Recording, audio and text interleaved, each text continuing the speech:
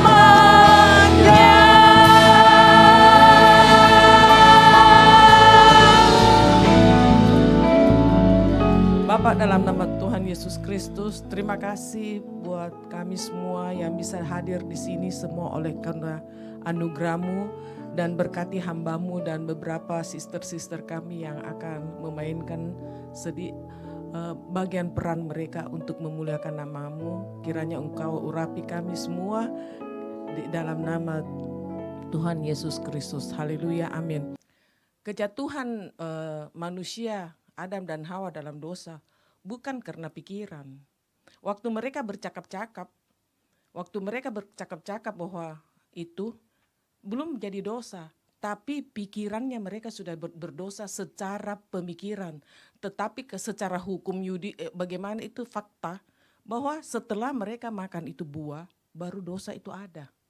Nah, kalian perhatikan tidak kata-kata yang udah sopan deh kalau saya bilang kalian saudara saudara perhatikan tidak apa yang mereka katakan. Itu perhatikan sedikit-sedikit apa yang iblis lakukan supaya manusia bisa jatuh dalam dosa. Ada 3 yang dia bikin kita dalam ini drama yang terjadi. Step pertama, dia menimbulkan kita punya keraguan. Di Kejadian 1 ayat berapa? Kejadian 3 ayat 1, coba kita baca.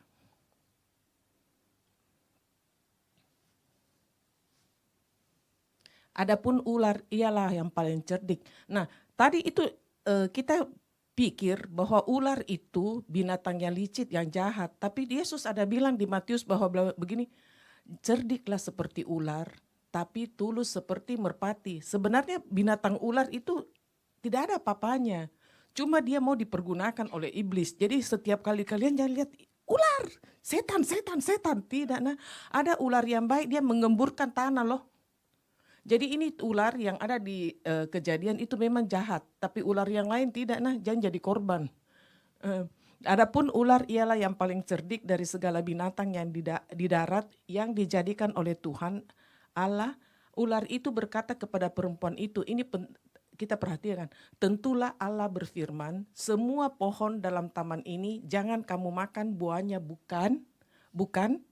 Dia bilang begini, padahal Allah ada berbicara kepada Adam bahwa semua pohon bisa kau makan, kecuali itu pohon yang di tengah satu, pengetahuan baik dan jahat, jangan kau makan. Nah, dia itu menimbulkan keraguan kita kepada Tuhan. Jadi waktu Tuhan itu kan kita manusia itu selalu seperti pernah saya khotbah di sini. Kalau baju kita lagi kotor satu titik, yang kita perhatikan itu titik, bukan keseluruhan baju. Nah, Tuhan begitu baik sudah kasih kita makan seluruh yang ada di taman kecuali satu. Tapi manusia, iblis pakai dasarnya kita punya free will dan kita punya keegoisan. Kita berpikir Tuhan ini tidak baik, Tuhan ini jahat. Dia tidak mau kasih kita makan. Dia menimbulkan kita punya keraguan akan kebaikan Tuhan. Bagaimana dengan kita punya sikap sehari-hari? Kadang-kadang kita ada pergumulan sedikit, kita rasa aduh Tuhan itu jahat. Padahal kita tidak tahu, seperti saya umurku sampai hari ini, Tuhan kan baik, dia sudah pelihara. Dia sudah bikin kasih kita kesehatan yang baik. Tapi kita selalu ada masalah sedikit, Tuhan jahat. Nah, kalau kita biasa kepikir begitu, kita harus koreksi. Apakah kita seperti Hawa? Dosa yang begini sering, hampir membayangi kita manusia. Nah, dosa yang kedua yang iblis serang kepada kita adalah dia langsung menyerang kepada apa? Dia bilang begini ya, dia penyangkalan terang-terangan. Kita coba baca dia bilang begini, kalau kau makan itu buah, pasti kau mati. Tapi apa kata si manusia? Dia iblis rawa. Kalau kau makan ini buah, kau akan Allah bilang pasti mati. Tapi dia meragukan. Coba kita baca di Kejadian berapa itu? Kejadian 3 ayat 2 kalau tidak salah. Kejadian 3 ayat 2. Sahut perempuan itu pada ular, buah pohon di dalam taman boleh kami makan? Lanjut. Tapi tentang buah pohon yang ada di tengah-tengah taman adalah Allah berfirman, jangan kamu makan ataupun raba, buah itu nanti kamu mati. Nanti. Jadi dia membuat kita meragukan, bertentangan dengan perintah Allah. Jadi Tuhan bilang kalau, jangan kau makan itu buah, kau mati, pasti. Tapi dia di sini dia sudah meragukan Tuhan. Ini hukum tidak pasti. Nanti kalau kau makan, kemungkinan kau mati, kemungkinan kau tidak mati.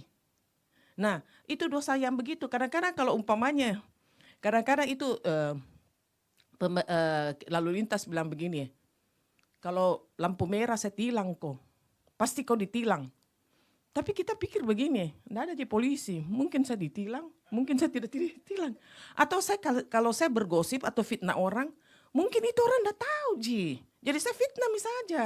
Atau saya bohongi dia karena mungkin dia tidak tahu. Padahal Tuhan bilang begitu, pasti. Nah, hukum yang akan mati itu hukum yang membuat kita ragu. Jadi kita ragu, Tuhan tegas tidak sama dia punya hukum. Nah, apakah kita kadang-kadang juga di dalam kita punya kehidupan, kita meragukan bahwa kadang-kadang kita berbuat salah, mungkin tidak. Jadi, atau ada umpamanya, saya tidak bilang kalian menyolong. Kalau kita umpamanya lihat barangnya orang kita nyolong, kalau itu orang tidak lihat kan tidak dihukum ya kita. Saya bisa pakai.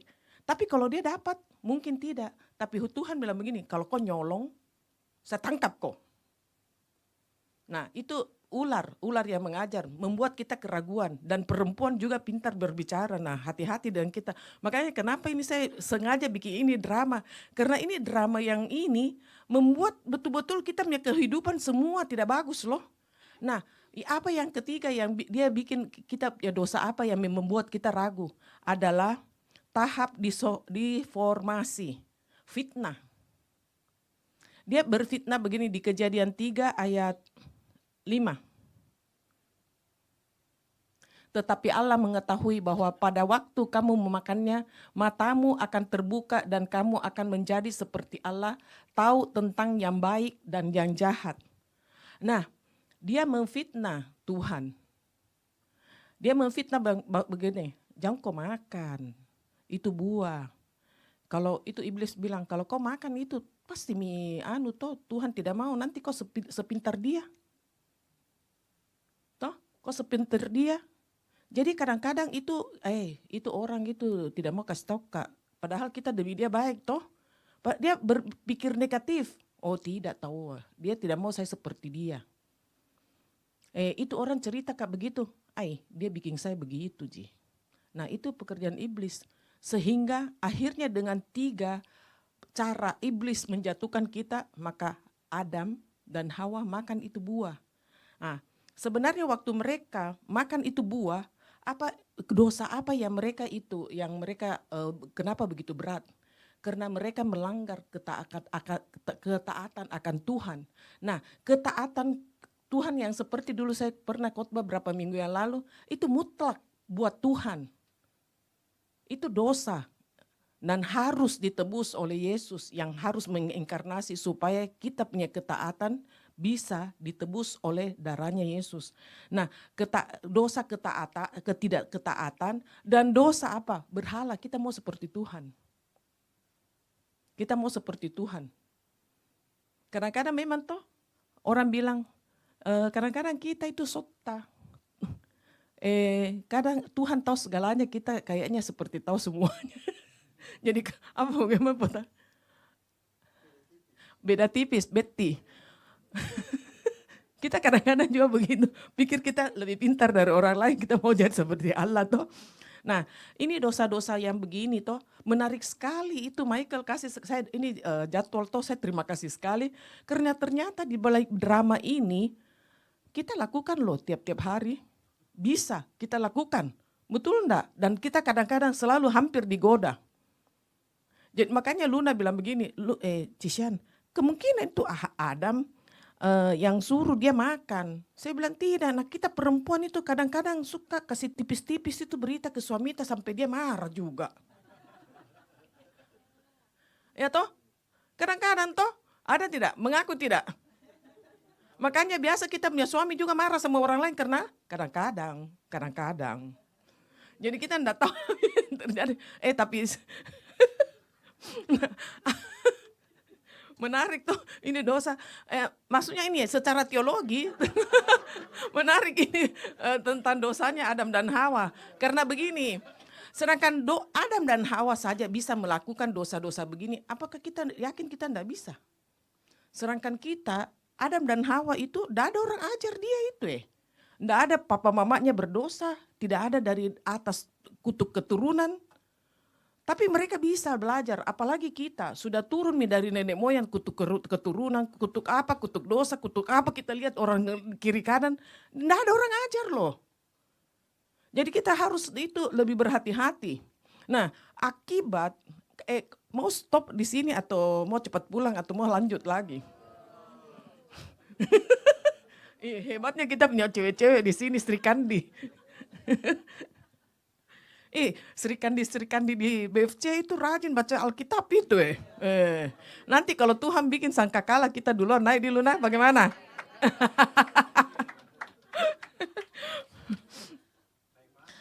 Apa? Naik tangga, naik ke surga. Nah, akibat dosa kita Adam dan Hawa makan itu buah, mereka jatuh dalam dosa. Mereka itu diusir keluar dan kau tahu secara itu waktu dosa kita anggap enteng, itu dosa, akibat dosa bisa saya sebut 4, tetapi ada lagi 1, alam semesta juga terpengaruh. Alam semesta terpengaruh, tiba-tiba kalau Luna bisa bikin film, begitu dia makan itu langsung itu alamnya, di mana tidak ada semak duri, menjadi muncul semua semak duri. Jadi gelap, gulita, bagaimana? Itu makanya kenapa saya kasih tahu Pak Lukmanto bisa nggak larang, anjurkan kepada jemaat jam mau makan itu, minum pakai gelas, minum pakai itu botol, karena pakai tumbler aja. Kita punya perbuatan kecil toh, bisa mengakibatkan ini alam rusak. Kelakuan kecil-kecil bisa membuat bagaimana sudah rusak begini karena begitu banyak jumlah penduduk. Jangan pikir kita duduk-duduk di sini kita tidak merusak lingkungan ya. Kalau cewek-cewek yang suka beli baju, habis itu baju bekas mau simpan di mana? Merusak loh, itu lingkungan hidup. Nah, sekarang pemerintah juga mulai sadar dan kita juga harus belajar. Akibat dosa, kita banyak merusak semua tatanan tanpa cuma kita tidak tahu, kita tidak sadar dan kita pura-pura tidak tahu. Toh, kadang-kadang kita tidak sadar. Nah, yang inti itu Pak Michael ketik dia bilang, Pak Cisian, tulis kok akibat dosa ada 4. Saya bilang, iya, nanti ku tanya. Nah, akibat dosa itu ada spiritualnya kita. Kita punya hubungan di mana Adam yang dulu dia itu semitra dengan Tuhan untuk mengelola itu Taman Eden. Akhirnya karena dosa kita putus hubungan dengan dia. Kenapa kita bisa putus dengan dia? Allah yang kudus itu tidak bisa lagi berjalan dengan kita yang tidak kudus. Kalau dia berjalan dengan kita, kita langsung mati. Jadi kita punya hubungan dengan Tuhan itu dulu mesra banget. Sekarang gara-gara Adam, makanya butuh Adam satunya. Nah, dosa mengakibatkan kematian. Jadi memang mereka tidak merasakan waktu Adam makan itu buah, Hawa makan itu buah, dia berdiri di samping. Dia makan toh, tidak mati Ji. Karena manusia melihat tubuh, sedangkan Tuhan melihat roh. Dia itu tidak mati secara fisik, tetapi rohnya mati, hubungan putus. Jadi waktu kita secara spiritual, kita sebenarnya sudah mati. Kita mati secara apa? Secara roh, secara spiritual. Kita mati secara hubungan dengan Tuhan. Yang kedua, intelektualitas manusia. Nah, manusia diberikan rasio untuk memahami kebenaran Allah dan mengelola alam semesta ini dengan baik.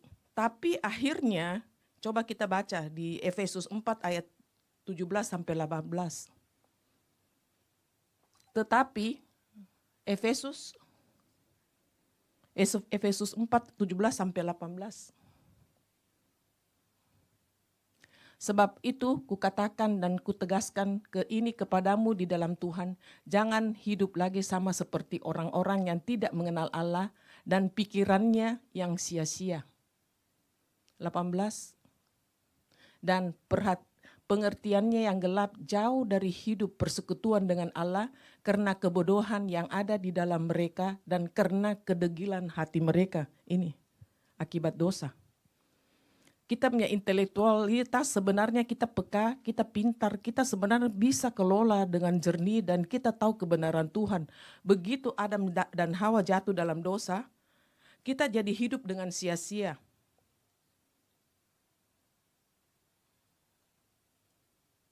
Dan coba saya pakai kacamata.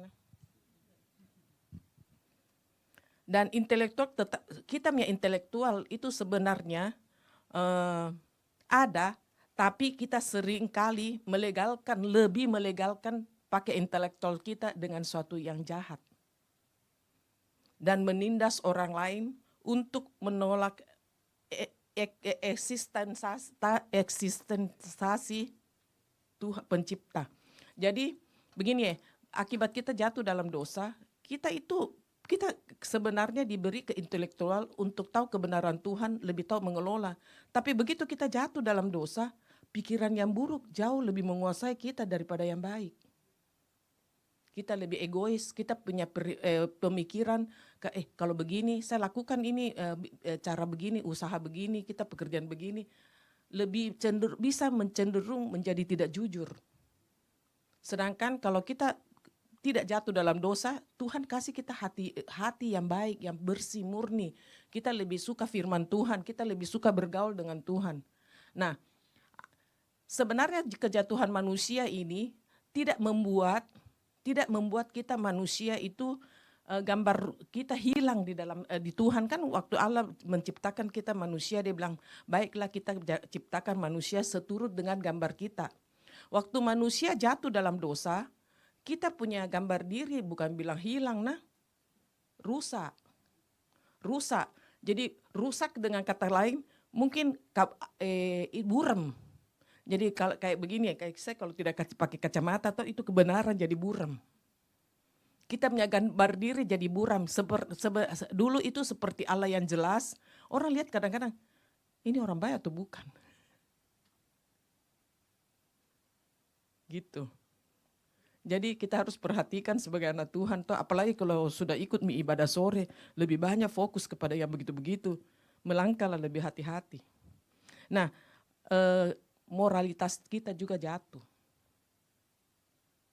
Kita punya moralitas jatuh. Awalnya manusia memiliki kesucian dan keadilan. Tapi setelah jatuh dalam dosa, jadi waktu kita belum jatuh dalam dosa, kita punya kesucian, kita punya hati, kemurnian kita itu selaras dengan karakternya Tuhan. Sama sifatnya kita, tapi akibat kita jatuh dalam dosa, yang cenderung yang menguasai kita keinginan daging. Kepentingan sendiri. Dan dulu semua kita cenderung untuk Tuhan, tapi kita sekarang lebih saya punya. Fokus kepada aku. Saya punya keluarga, saya punya suami, saya punya itu. Tapi Tuhan bilang apa? Seperti tadi itu Bapak bilang begitu. Ada karakter apa yang berpindah. Nah, akibat dosa manusia, secara fisik manusia itu berubah. Nah, kalau kalian mau dengar lebih panjang boleh, mau pendek boleh. Saya langsung tutup. Mau lanjut lagi yang jelas. Saya kasihkan, nah dampak fisik itu pertama adalah kita cerita tentang Hawa. Hawa begitu jatuh dalam, saya enggak usah tentang kutuk ular nah.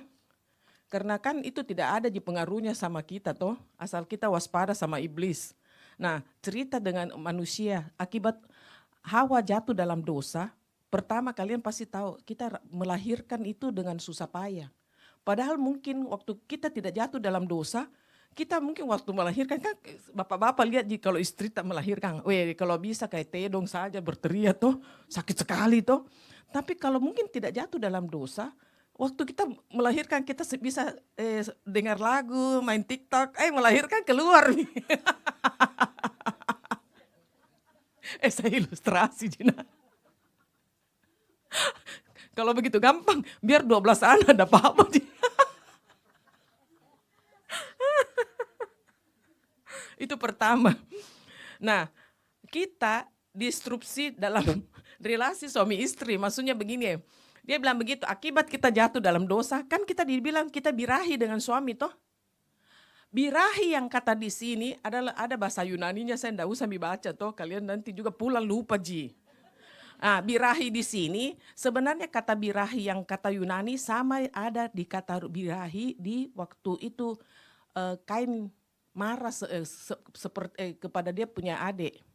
Jadi dia marah, dia kepingin kuasai adiknya karena adiknya punya persembahan lebih bagus. Jadi birahi sini dosanya sama, keinginannya menguasai. Jadi perempuan itu birahinya bukan birahi kalian jangan pikir nafsu. Tapi birahi kita ingin mendominasi kita punya suami.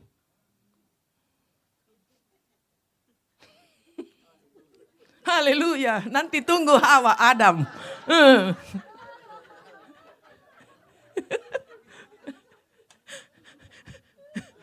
Curhat. Bagaimana yang lain, suami-suami yang lain? Jadi, tapi waktu kita mau kontrol kita punya suami, ada satu yang itu karena suaminya juga egois, dia cenderung dengan caranya dia mengontrol kita dengan kasar. Jadi kalau biasa kita tanya mereka lagi stres, bisa kau mau makan jam 12? Tanya. Memang jam 12 sudah lapar toh?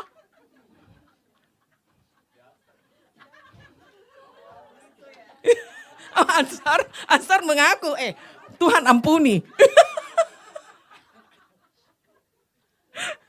Itu yang ada. Jadi membuat kita punya relasi antara Tuhan, kita dengan Tuhan, relasi dengan rumah tangga itu jadi rusak. Akibat Adam itu minta suaminya makan. Tapi bagaimana dengan Adam? Laki-laki mau lanjut tidak?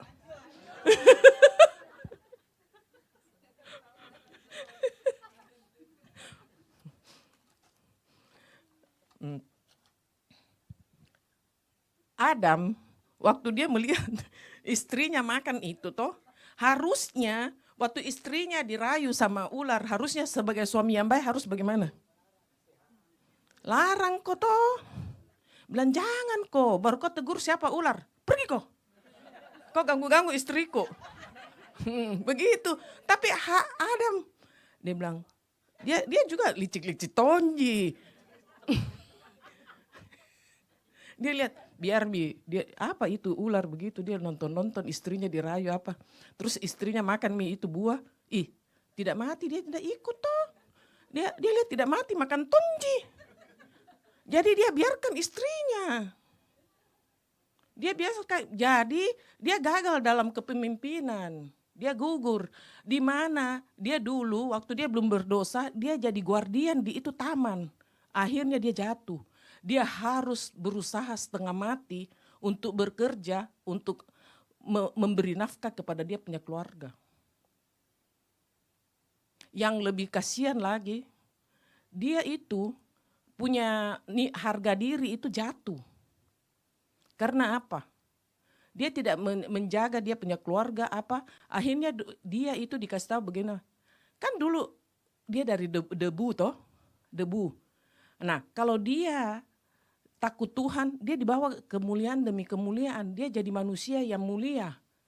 Tapi begitu dia jatuh dalam dosa, apa akibatnya? Dia mati dari debu kembali kepada debu. Jadi hidupnya jadi apa?